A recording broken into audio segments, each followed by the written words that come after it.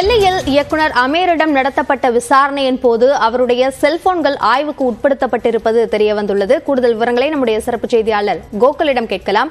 கோகுல், இப்ப செல்போன்ல என்னென்ன விஷயங்கள் ஆய்வுக்கு உட்படுத்தப்பட்டன?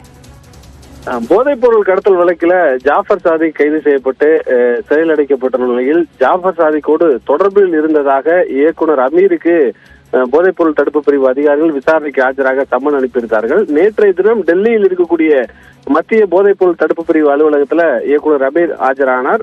கிட்டத்தட்ட 11 மணி நேரம் விசாரணையானது. அமீரிடம் மத்திய போதைப் பொருள் தடுப்பு பிரிவு அதிகாரிகள் விசாரணை நடத்தினார்கள். இந்த விசாரணையில் பல்வேறு கேள்விகள் கேட்கப்பட்டிருக்கிறது. குறிப்பாக ஜாஃபர் சாதிக்கும் அவருடைய சகோதரரும் எப்படி அமீரோடு அறிமுகமானார்கள், அவர்களுக்கும் இருவருக்கும் இடையே உள்ள தொடர்பு குறித்து விசாரணை மேற்கொண்டிருக்கிறார்கள். அவர் அளித்த வாக்குமூலம் அனைத்துமே வீடியோவாக பதிவு செய்யப்பட்டிருக்கிறது. ஏறக்குறைய 11 மணி நேரம் இந்த விசாரணையானது நடத்தப்பட்டிருக்கிறது. ஏற்கனவே இயக்குனர் அமீருடைய செல்போன்கள்லாம் ஆய்வு செய்யப்பட்டு அதில் ஜாஃபர் சாதிக்கோடு எத்தனை முறை பேசியிருக்கிறார், எவ்வளவு நேரம் பேசியிருக்கிறார் என்பது குறித்தெல்லாம் விசாரணையானது மேற்கொள்ளப்பட்டிருக்கிறது. மீண்டும் விசாரணைக்கு தேவைப்பட்டால் அழைப்பதாக மத்திய போதைப் பொருள் தடுப்பு பிரிவு அதிகாரிகள் அமீரிடம் தெரிவித்திருக்கிறார்கள்.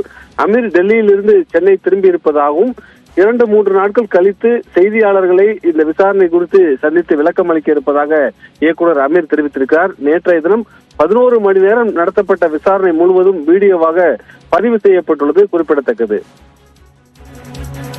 அமீரிடம் நடத்தப்பட்ட இந்த விசாரணையின் போது அவருடைய செல்போனில் முக்கியமான விஷயங்கள் ஆய்வுக்கு உட்படுத்தப்பட்டிருக்கின்றன. இது குறித்த விரிவான விவரங்களுக்கு நன்றி கோகுல்.